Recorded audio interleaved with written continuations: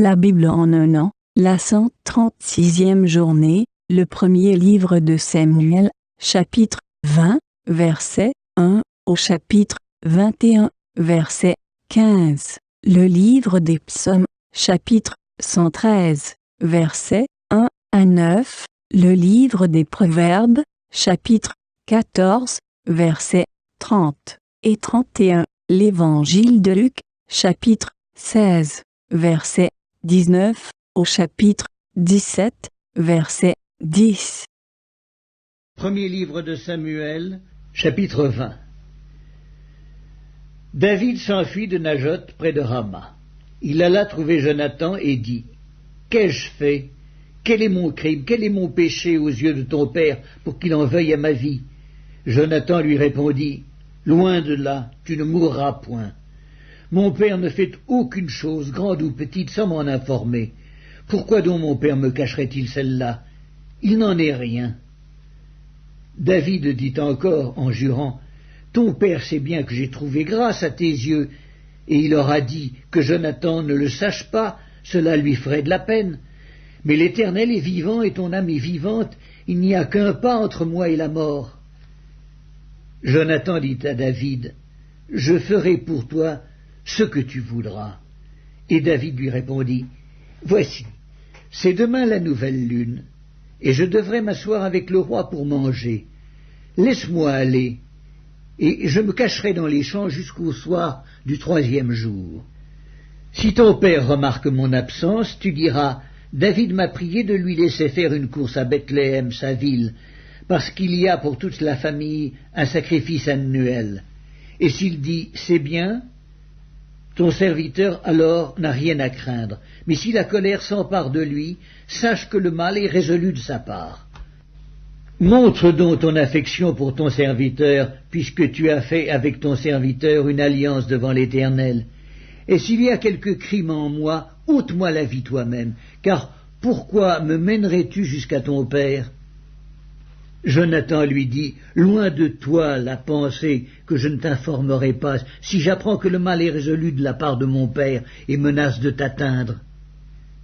David dit à Jonathan : Qui m'informera dans le cas où ton père te répondrait durement ? Et Jonathan dit à David : Viens, sortons dans les champs. Et ils sortirent tous deux dans les champs. Jonathan dit à David : Je prends à témoin l'Éternel, le Dieu d'Israël. Je sonderai mon père demain ou après-demain. Et dans le cas où il serait bien disposé pour David, si je n'envoie vers toi personne pour t'en informer, que l'Éternel traite Jonathan dans toute sa rigueur. Dans le cas où mon père trouverait bon de te faire du mal, je t'informerai aussi, et je te laisserai partir, afin que tu t'en ailles en paix, et que l'Éternel soit avec toi, comme il a été avec mon père. Si je dois vivre encore, veuille user envers moi de la bonté de l'Éternel, et si je meurs, ne retire jamais ta bonté envers ma maison, pas même lorsque l'Éternel retranchera chacun des ennemis de David de dessus la face de la terre. Car Jonathan a fait alliance avec la maison de David, que l'Éternel tire vengeance des ennemis de David. Jonathan protesta encore auprès de David de son affection pour lui, car il l'aimait comme son âme. Jonathan lui dit : C'est demain la nouvelle lune. On remarquera ton absence, car ta place sera vide. Tu descendras le 3e jour jusqu'au fond du lieu où tu t'étais caché le jour de l'affaire, et tu resteras près de la pierre des ailes. Je tirerai 3 flèches du côté de la pierre, comme si je visais à un but. Et voici, j'enverrai un jeune homme, et je lui dirai : Va, trouve les flèches. Si je lui dis : Voici, les flèches sont en deçà de toi, prends-les, alors viens, car il y a paix pour toi, et tu n'as rien à craindre. L'Éternel est vivant. Mais si je dis au jeune homme : Voici, les flèches sont au-delà de toi, alors va-t'en, car l'Éternel te renvoie. L'Éternel est à jamais témoin de la parole que nous nous sommes donnée l'un à l'autre. David se cacha dans les champs, c'était la nouvelle lune, et le roi prit place au festin pour manger. Le roi s'assit comme à l'ordinaire sur son siège contre la paroi, Jonathan se leva, et Abner s'assit à côté de Saül. Mais la place de David resta vide. Saül ne dit rien ce jour-là, car, pensa-t-il, c'est par hasard. Il n'est pas pur, certainement il n'est pas pur. Le lendemain, second jour de la nouvelle lune, la place de David était encore vide. Et Saül dit à Jonathan son fils, « Pourquoi le fils d'Isaïe n'a-t-il pas paru au repas ni hier ni aujourd'hui » Jonathan répondit à Saül, « David m'a demandé la permission d'aller à Bethléem. Il a dit, « Laisse-moi aller, je te prie, car nous avons dans la ville un sacrifice de famille, et mon frère me l'a fait savoir. Si donc j'ai trouvé grâce à tes yeux, permets que j'aille en hâte voir mes frères. C'est pour cela qu'il n'est point venu à la table du roi. » Alors la colère de Saül s'enflamma contre Jonathan, et il lui dit, « Fils pervers et rebelle, ne sais-je pas que tu as pour ami le fils d'Isaïe, à ta honte et à la honte de ta mère? Car aussi longtemps que le fils d'Isaïe sera vivant sur la terre, il n'y aura point de sécurité, ni pour toi, ni pour ta royauté. Et maintenant envoie-le chercher, et qu'on me l'amène, car il est digne de mort. » Jonathan répondit à Saül son père, et lui dit, « Pourquoi le ferait-on mourir? Qu'a-t-il fait » Et Saül dirigea sa lance contre lui pour le frapper. Jonathan comprit que c'était chose résolue chez son père que de faire mourir David. Il se leva de table dans une ardente colère, et ne participa point au repas le second jour de la nouvelle lune, car il était affligé à cause de David, parce que son père l'avait outragé. Le lendemain matin, Jonathan alla dans les champs au lieu convenu avec David, et il était accompagné d'un petit garçon. Il lui dit, « Cours, trouve les flèches que je vais tirer. » Le garçon courut, et Jonathan tira une flèche qui le dépassa. Lorsqu'il arriva au lieu où était la flèche que Jonathan avait tirée, Jonathan cria derrière lui, « La flèche n'est-elle pas plus loin que toi ?» Il lui cria encore, « Vite, hâte-toi, ne t'arrête pas !» Et le garçon de Jonathan ramassa les flèches et revint vers son maître. Le garçon ne savait rien. Jonathan et David seuls comprenaient la chose. Jonathan remit ses armes à son garçon et lui dit, « Va, porte-les à la ville. » Après le départ du garçon, David se leva du côté du midi, puis se jeta le visage contre terre et se prosterna 3 fois. Les 2 amis s'embrassèrent et pleurèrent ensemble. David surtout fondit en larmes.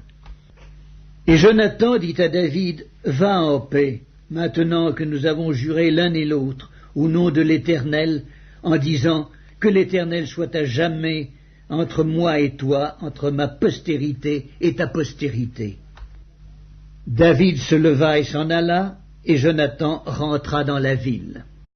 Premier livre de Samuel, chapitre 21. David se rendit à Nob vers le sacrificateur Achimélec, qui accourut effrayé au-devant de lui et lui dit, « Pourquoi es-tu seul, et n'y a-t-il personne avec toi » David répondit au sacrificateur Achimélec, « Le roi m'a donné un ordre et m'a dit que personne ne sache rien de l'affaire pour laquelle je t'envoie et de l'ordre que je t'ai donné. J'ai fixé un rendez-vous à mes gens. Maintenant, qu'as-tu sous la main? Donne-moi 5 pains, ou ce qui se trouvera. » Le sacrificateur répondit à David, « Je n'ai pas de pain ordinaire sous la main, mais il y a du pain consacré, si du moins tes gens se sont abstenus de femmes. » David répondit au sacrificateur, « Nous nous sommes abstenus de femmes depuis 3 jours que je suis parti, et tous mes gens sont purs. D'ailleurs, si c'est là un acte profane, il sera certainement aujourd'hui sanctifié par celui qui en sera l'instrument. » Alors le sacrificateur lui donna du pain consacré, car il n'y avait là d'autre pain que du pain de proposition qu'on avait ôté de devant l'Éternel pour le remplacer par du pain chaud au moment où on l'avait pris. Là, ce même jour, un homme d'entre les serviteurs de Saül se trouvait enfermé devant l'Éternel. C'était un Édomite nommé Doeg, chef des bergers de Saül. David dit à Achimélec, « N'as-tu pas sous la main une lance ou une épée?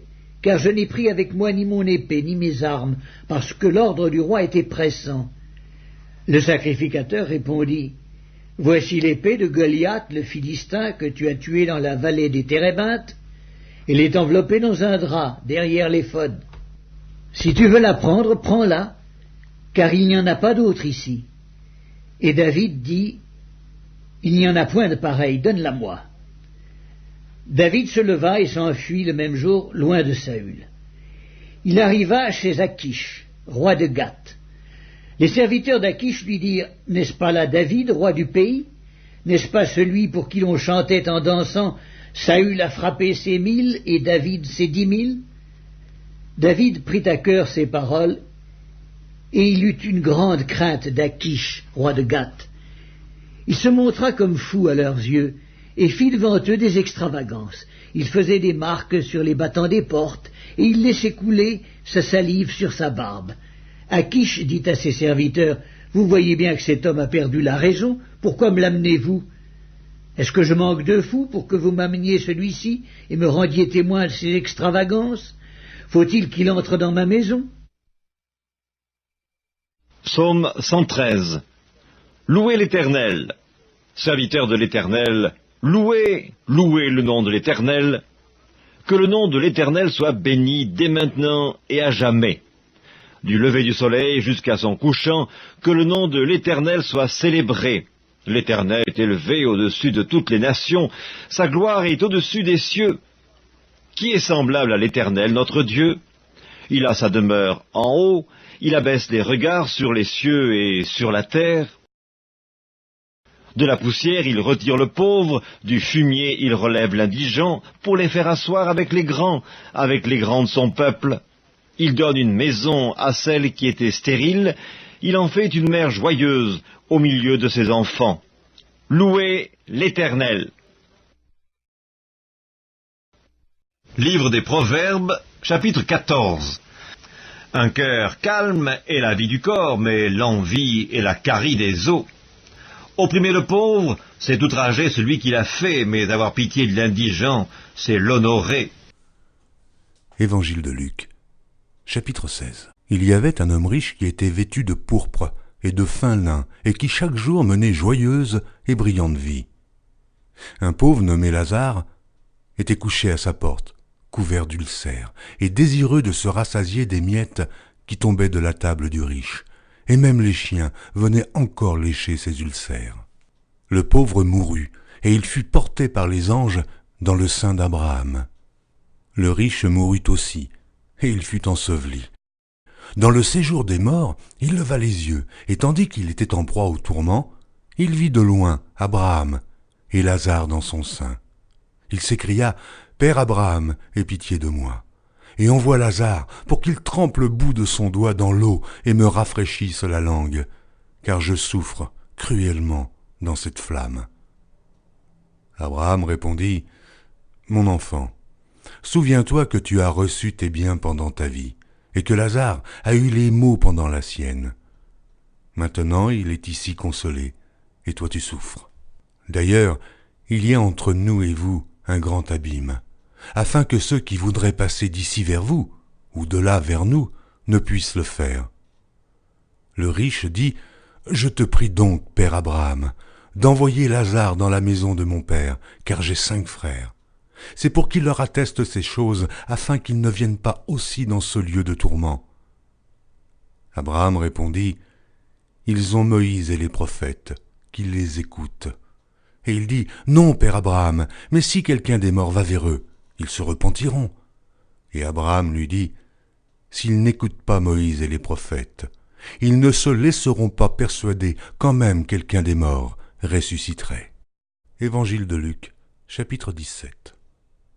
Jésus dit à ses disciples, « Il est impossible qu'il n'arrive pas des scandales, mais malheur à celui par qui ils arrivent.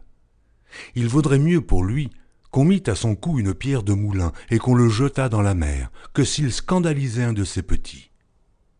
Prenez garde à vous-même. Si ton frère a péché, reprends-le, et s'il se repent, pardonne-lui. Et s'il a péché contre toi, 7 fois dans un jour, et que 7 fois il revienne à toi disant « Je me repens », tu lui pardonneras. » Les apôtres dirent au Seigneur « Augmente-nous la foi. » Et le Seigneur dit, si vous aviez la foi comme un grain de sénévé, vous diriez à ce sycomore, déracine-toi et plante-toi là dans la mer, et il vous obéirait. Qui de vous, ayant un serviteur qui laboure ou paie les troupeaux, lui dira quand il revient des champs, approche vite et mets-toi à table? Ne lui dira-t-il pas au contraire, prépare-moi à souper, ceins-toi et sers-moi jusqu'à ce que j'aie mangé et bu. Après cela, toi, tu mangeras et boiras. Doit-il de la reconnaissance à ce serviteur parce qu'il a fait ce qui lui était ordonné? Vous de même. Quand vous avez fait tout ce qui vous a été ordonné, dites, nous sommes des serviteurs inutiles. Nous avons fait ce que nous devions faire.